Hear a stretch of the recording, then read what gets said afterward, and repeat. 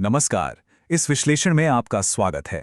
आज हम सीधे चलेंगे मध्य प्रदेश के भूगोल के उस हिस्से में जो इस राज्य को जिंदा रखता है, इसकी ताकतवर नदियां।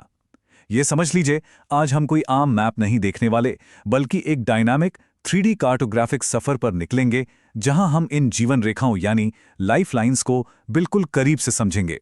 तो चलिए, बिना देरी के शुरू करते हैं। अगर आप मध्य प्रदेश को सिर्फ एक जमीन का टुकड़ा समझते हैं तो एक मिनट रुकिए। इसे एक जीते जागते प्राणी की तरह देखिए। और ये जो विशाल जलमार्ग है ना, ये इस राज्य की रगों की तरह हैं। ये चमकती हुई नदियां सिर्फ पानी नहीं देती, बल्कि यहां का लंबा इतिहास, रिच संस्कृति और पूरा का पूरा जीवन अपने भीतर समेटे हुए हैं। ये सच में किसी मैजिक जैसा लगता है। आज के इस सफर का हमारा रोड मैप बिल्कुल क्लियर है।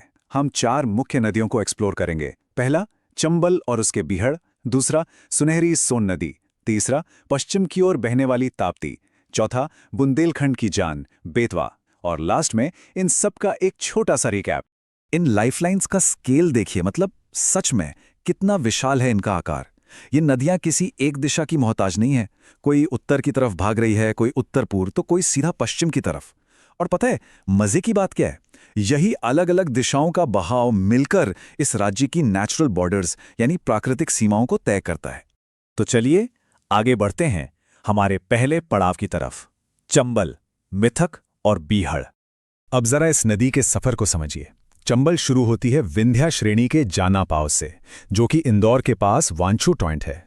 यहां से शुरू होता है इसका 965 किलोमीटर का लंबा सफर। इसे एक सुपर इम्पोज्ड या अध्यारोपित नदी कहा जाता है। आसान भाषा में कहें तो ये ऐसी जिद्दी नदी है जो अपने पुराने रास्ते पर ही बहती है, चाहे जमीन का आकार कैसा भी बदल जाए। ये मध्य प्रदेश और राजस्थान के बीच 251 किलोमीटर और फिर यूपी के साथ 112 किलोमीटर लंबी नेचुरल बॉर्डर बनाती है।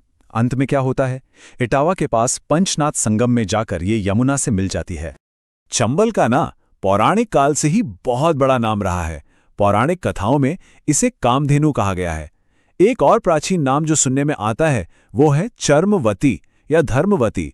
ऐसा माना जाता है कि ये महाभारत कालीन राजा रंतिदेव के यज्ञों का फल थी। और अकेली नहीं बहती ये, इसकी बड़ी महत्वपूर्ण सहायक नदियां हैं। राजस्थान की तरफ से आने वाली सबसे बड़ी ट्रिब्यूटरी बनास और हमारी क्षिप्रा नदी, ये इसकी मुख्य सहायक नदियां हैं। लेकिन चंबल का नाम सुनते ही सबसे पहले दिमाग में क्या आता है? बिहाड़, राइट? ये बिहाड़ 3 स्टेप्स में बने हैं। ध्यान से सुनिएगा। पहला, यहाँ की अलूवियल सॉइल यानी जालोद मिट्टी का बहुत तेजी से इरोजन होता है, जिससे गहरी खाइयां और मिट्टी की गुफाएं बन जाती हैं।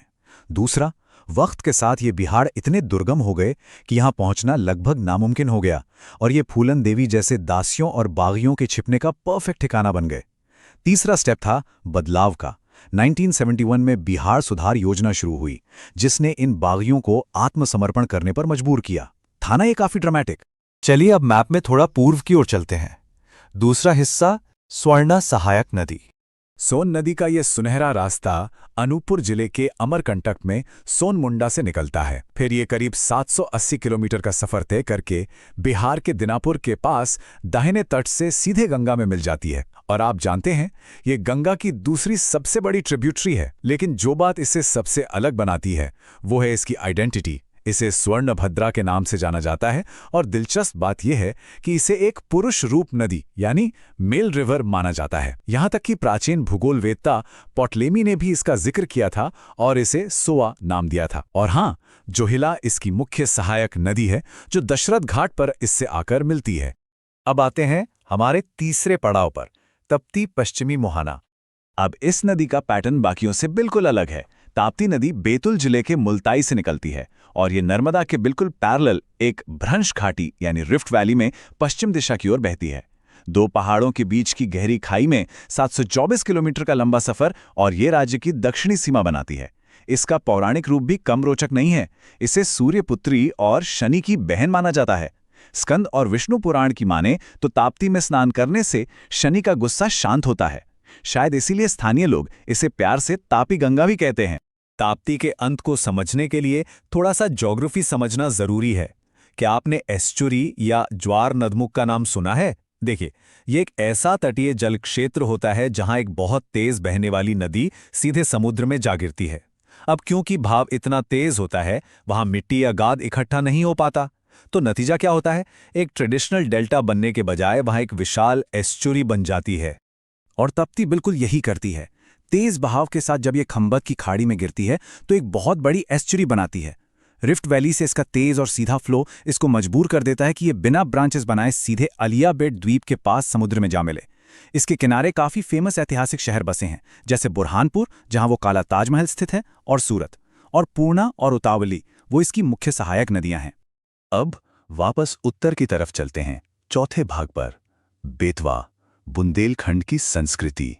बेतवा इस नदी को बहुत ही गर्व के साथ बुंदेलखंड की जीवन रेखा कहा जाता है। और क्यों ना कहा जाए, रायसेन के कुमरा गांव की विंध्याचल श्रेणी से निकलकर यूपी के हमीरपुर में यमुना में मिलने तक ये नदी 590 किलोमीटर लंबा सफर तय करती है। प्राचीन काल में लोग इसे वेथ्रवती या तरावती कहते थे। ये नदी लिटरली बुंदेलखंड की आइडेंटिटी का एक बहुत बड़ा और अहम हिस्सा है। और ये आइडेंटिटी कितनी गहरी है ये हम ओरछा की शानदार धरोहर से समझ सकते हैं, जो बिल्कुल बेतवा के तट पर स्थित है। आपको पता है, यहाँ का राम राजा मंदिर अपने आप में बिल्कुल अनोखा है।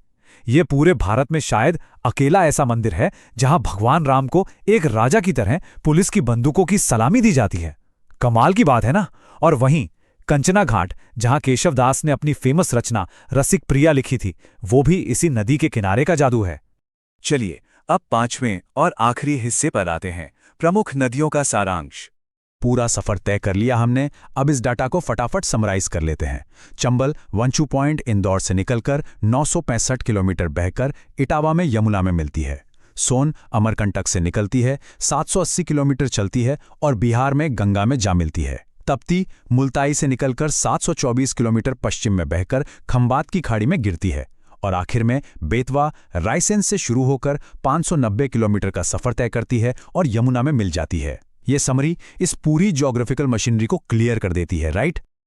लेकिन आज के इस विश्लेषण को खत्म करने से पहले एक बहुत ही जरूरी और थोड़ा परेशान करने वाला सवाल सोचने के लिए छोड़ रहा हूं। आजकल बेतवा को उसके अलार्मिंग पोल्यूशन यानी बेहद खराब प्रदूषण की वजह से मध्य प्रदेश की गंगा की उपाधि दी जाती है, जो कि बिल्कुल भी अच्छी बात नहीं है। अगर यही हालत रही तो सोचिए आने वाली पीढ़ियों के लिए इन जीवन रेखाओं को बचाकर रखने के लिए हमें और आपको आज क्या करना होगा। क्योंकि देखिए, ये सिर्फ भूगोल जानने की बात नहीं है, इन्हें संरक्षित करना भी उतना ही जरूरी है। इस चर्चा में मेरे साथ शामिल होने के लिए बहुत बहुत धन्यवाद। मुझे पूरी उम्मीद है कि इस विश्लेषण से आपको मध्य प्रदेश की इन लाइफलाइंस को समझने का एक नया और बिल्कुल क्लियर नजरिया मिला होगा।